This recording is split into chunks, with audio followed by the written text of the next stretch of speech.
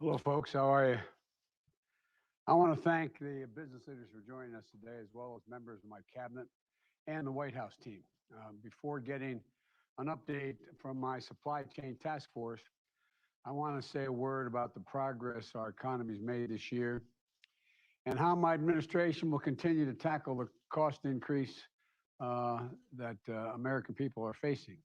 Uh, in the end of 2021, with what one analyst described as the strongest first-year economic track record of any president in the last 50 years, nearly 6 million new jobs, a record number for a new president because of my staff and my cabinet. Unemployment down to 4.2%, 3 years ahead of the predicted time it would take to get to that number. Applicants for new small businesses up 30% compared to before the pandemic, and the fastest economic growth in nearly 40 years. There's more as well. Today, America is the only leading economy in the world where household incomes and before the pandemic, even accounting for price increases. The economy I inherited nearly a year ago wasn't just in crisis. It wasn't working for working people. I told you that's the reason I ran. It's about time the middle class and working class people got a shot. Year after year, economic growth was too low, wages for the middle class were stagnant, and the number of people starting new small businesses was declining. Over this year, we've acted, from the American Rescue Plan to the bipartisan infrastructure law, to change this trajectory, to build an economy from the bottom up and the middle out, and to finally give, and by the way, when that occurs, wealthy people do very, very well. We're not trying to punish anybody. They do very well. Working people in this country, the wages and benefits they deserve, is about time they start to see it. To create an economy with more innovation and faster growth.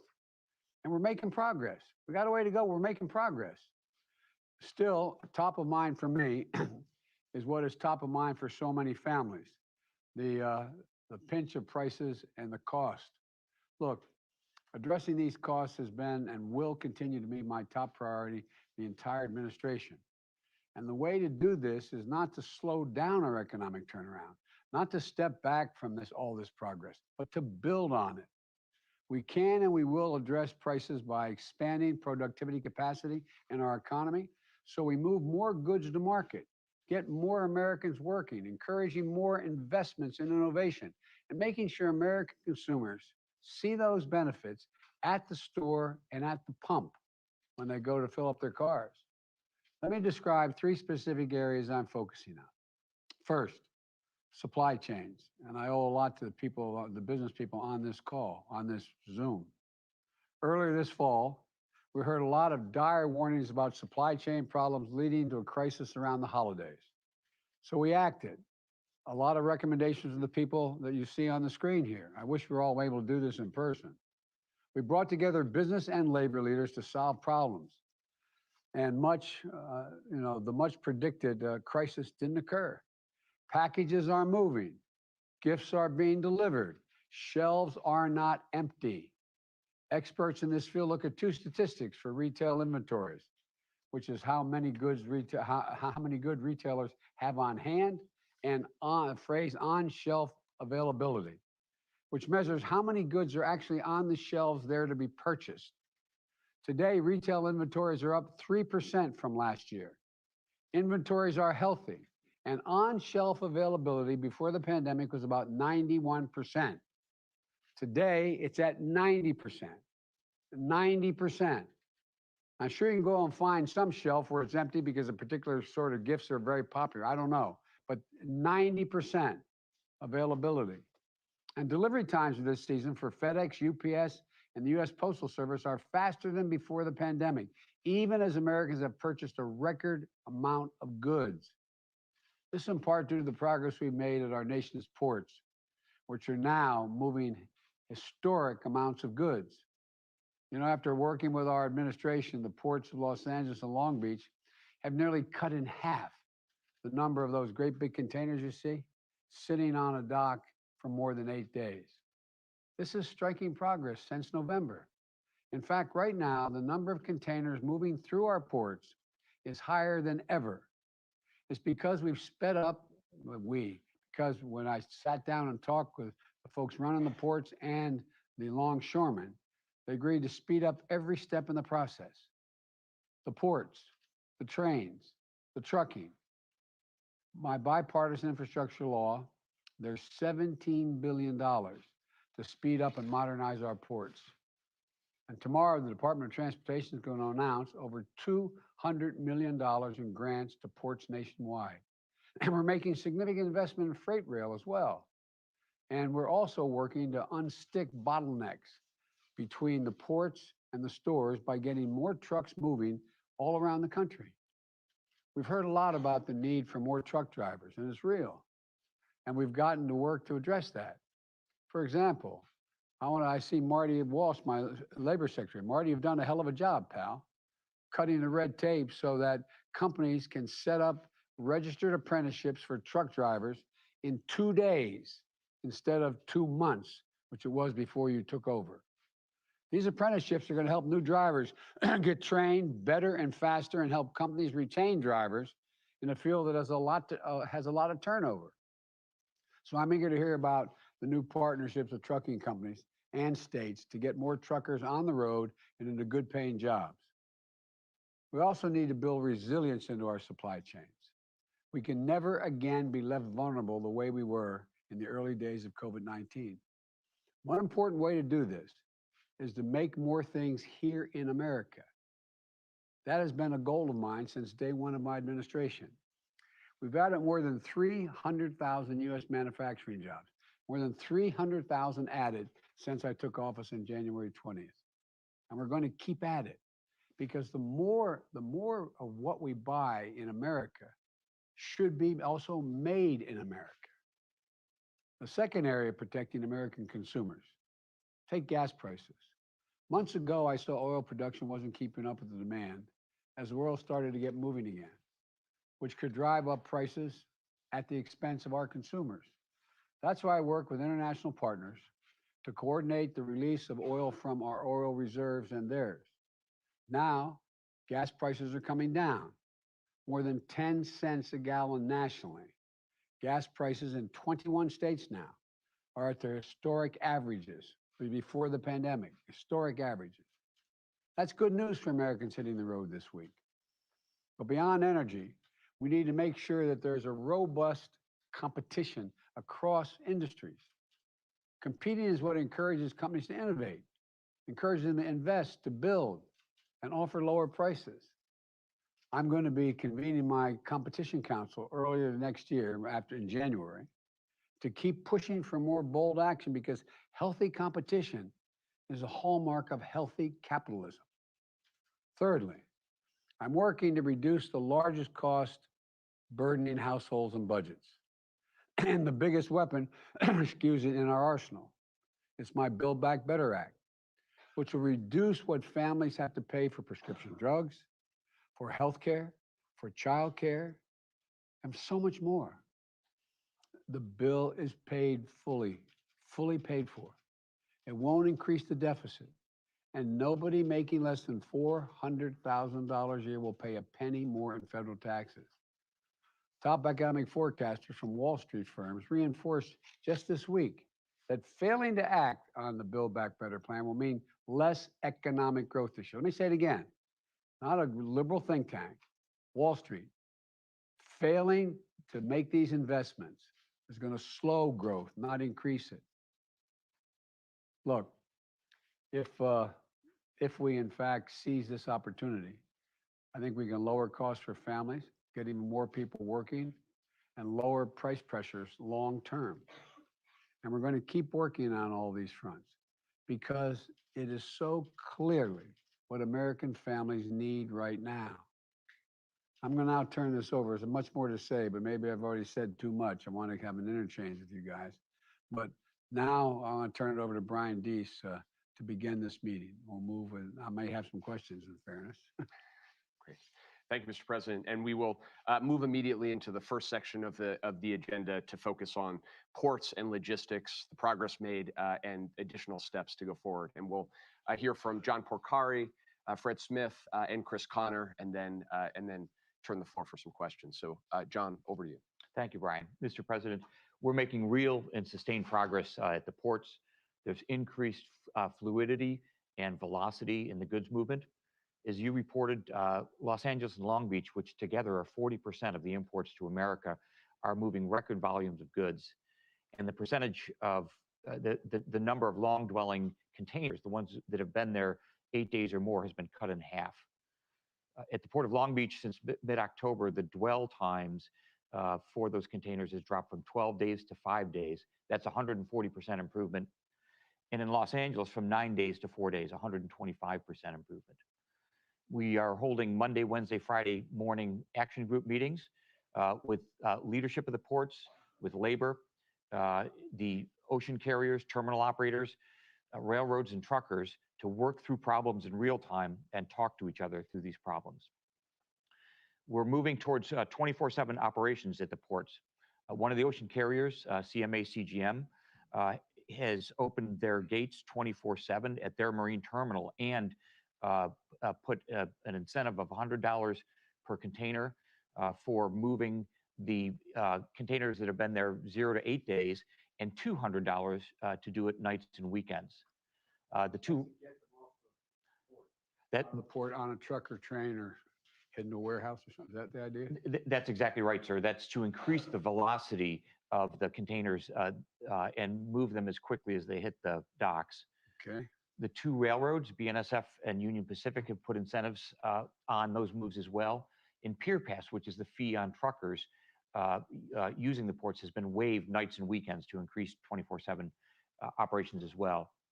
Innovations around the country include the Port of Savannah. The Georgia Ports Authority, with federal help, has put together a number of pop-up sites inland, in some cases hundreds of miles inland from the port, to move by rail and then truck both imports and exports, and about 500,000 containers a year will ultimately be moved that way. So together, these innovations and hard work have really increased the fluidity and velocity at the ports. They've helped activate increased activity all along the goods movement chain. And the net result is the shelves are stocked, packages are on porches. Well, thank you. Thanks for the great job you're doing for me. I really mean it. Thanks for joining us. And we'll just turn to Fred Smith now. Fred, who's been an integral partner in helping us identify bottlenecks and ideas, but more importantly in executing and moving more packages in this period than ever. So give us your assessment, if you could, Fred, and thoughts about things we need to focus on going forward. Fred, you've moved a few packages in your day, haven't you? We have, Mr. President. Thank you for having me, and let me Thank you. John Pancari and his task force opening up the upstream parts of the supply chain. The head of FedEx Logistics has worked closely with him, and they've just done a great job getting these empty containers off the ports and more chassis available to move things inland. On the downstream side of the house, of course, we're heavily involved there with our FedEx Ground and FedEx Express folks, and I'd like to commend our 600,000 plus team members for delivering all sorts of things. Probably most importantly, the role we played on distributing these vaccines to get the pandemic behind us. Some statistics I think that might be helpful to you, Mr. President. The first weekend of the peak season after Thanksgiving, we moved 100 million packages, and we were able to do that because 100 million? Yes, sir. And we were able to do that because in 2021, we had an aggressive expansion program underway, major investments. We added 14.4 million square feet, which is the equivalent of about 300 football fields of sortation capacity, 24 major expansions. And I might add that about half a dozen of those came on just in the nick of time in November to make sure the supply chains were moving. And I think this is also true of UPS, and the Postal Service have done a good job in opening up capacity. The biggest issue that we experienced over the summer was lack of labor for sortation, to a lesser degree on the delivery side. To give you one statistic, which will illustrate that point, we processed approximately 52,000 employment applications online, of course, these days in May the 8th, that week. Over the last few weeks, we've exceeded 111,000 applications. So that's beginning to open up the supply chain. And there's still pockets. There's several articles in the business press today in that regard. Just in the last quarter, working around those isolated pockets cost us about $240 million. So getting to your point on inflation, as those begin to smooth out, I think you'll see less pressure on pricing in certain product categories. So the supply chain issues are not all solved, but there's a lot of effort underway to solve them, and we're optimistic that people will have a good peak season. And most of Santa Claus's products will be delivered to the consumers, and the retailers have done a great job of, as you mentioned, stocking their shelves, and many of them are our great customers too. So we're happy to take stuff into stores, into businesses, vaccines into hospitals, and e-commerce packages to people's homes. So we think the peak season is going to be a good one. I thought you were Santa Claus. You're doing a hell of a job. You got a big sleigh. Thank you. Thank you, Fred. Chris, can you give us a perspective from the ports nationally, what you're seeing, where the pockets of innovation are, and what we need to be focusing on going forward? Sure, Brian. Thank you very much, Mr. President and members of the Supply Chain Disruption Task Force. Thanks for this opportunity to speak with you this morning. I'll just hit on, the headlines, and some of these have already been alluded to, but I think the big headline here is freight movement off of ports is improving, and that's happening due to extraordinary efforts, collaborative efforts between all supply chain participants, coupled with creative solutions which are easing congestion. Despite all reports to the contrary over several months, it is going to be a good holiday season. Witness the National Retail Federation on Monday published an article where they say they believe that 2021 will be, quote unquote, the best holiday season ever, with holiday sales rising 11.5% above 2020. We know a lot of those holiday sales come from imported goods overseas. So I think what that tells us, sir, is despite the systemic flaws that are still there, and we still have a battle ahead of us, there's been some unbelievable human efforts and collaboration happening. So, Mr. President, the dominoes are beginning to move in the right direction, but I want to stress this is a significant cultural and operating model change. So continued focus and vigilant is an absolute. A few of the key lessons that we've learned. The extended port and terminal hours of operation were needed and will continue to be needed simply to keep pace with the 24/7 operating models from some of our primary trading partners. These extended hours had to start in the US ports and now need to spread, as they are beginning to spread, across the entire supply chain. Another lesson learned would be that incentives, even incentives that don't actually get put in place, like the levies for dwelling containers, they work. John also alluded to other types of incentive that ocean carriers and rail operators are putting in place. These have definitely contributed to the easing up. Off-port property, like the pop-up container yards, are a crucial element in accelerating freight movement. Secretary Pete, I believe you saw that firsthand last Friday down in Savannah, the 4 yards that the Georgia Ports Authority has put in place. This is just smart business and will allow us to move more freight through that footprint. Finally, looking ahead, and a few comments on the IIJA, which was signed into law on November 15th. As the president mentioned, this includes significant funding for ports and is sorely needed and is a crucial step in repositioning America's competitive posture in global trade. The port industry looks forward to working with DOT and MARAD to submit grant applications for this next round, this plus up round, and of course, to secure grant funding for resiliency and intermodal connectivity improvements at ports, small and large, across the country. Sustained federal investment in port infrastructure will spur public-private partnerships, which will further strengthen our nation's competitiveness. And finally, we're pretty excited about the mandate in IAGA, which calls for the establishment of the Office of Multimodal Freight Infrastructure. And we look forward to working with that office and it serving as a strategic, nonpartisan, and geographically agnostic body to help develop smart and actionable direction and policy recommendations for the future. Mr. President, thank you again for this opportunity. Chris, I want to emphasize, if I may, we get through this season. That's good stuff. A lot's going on. But one of the reasons I insisted there be so much billions of dollars in the 4 ports in the infrastructure plan is I want this to be universal. You know, I don't want this just focused just on the big ports. There's a lot we can do, as you know, and I'm anxious to literally, I mean this sincerely, sit down with you and your colleagues and come up with the game plan, some of what you outlined here, as to how to get this done.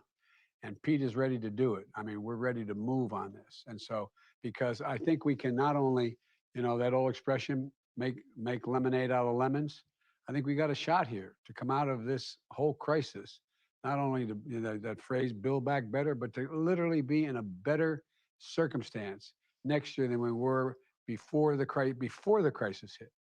I mean, I think, and anyway, we should be leading the world, and I think we can. But thank you. I agree. Thank you, sir. Thank you, Mr. President. We're going to pause quickly and give the press an opportunity to depart, and then we're going to turn to next section of our meeting on inventories and trucking. Yes, I did. Now look, you want to talk to me about what's on here, you can ask me a question. One of the things, wait a minute. You asked the first question, did I get my test today? Yes, I did, before I walked in here. Okay? And I haven't gotten the result yet. I walked over. Okay. The trucking industry petitioning the Supreme Court to repeal your vaccine mandate. They think that it's going to harm the supply chain recovery. What do you say? I say no. Thank you. Mr. President, are you Okay. All right. any consideration We're to gonna- a 4th dose like Israel? Yes. Okay. All right. All right. We're gonna turn now to Sonia Singal at Gap. And Sonia,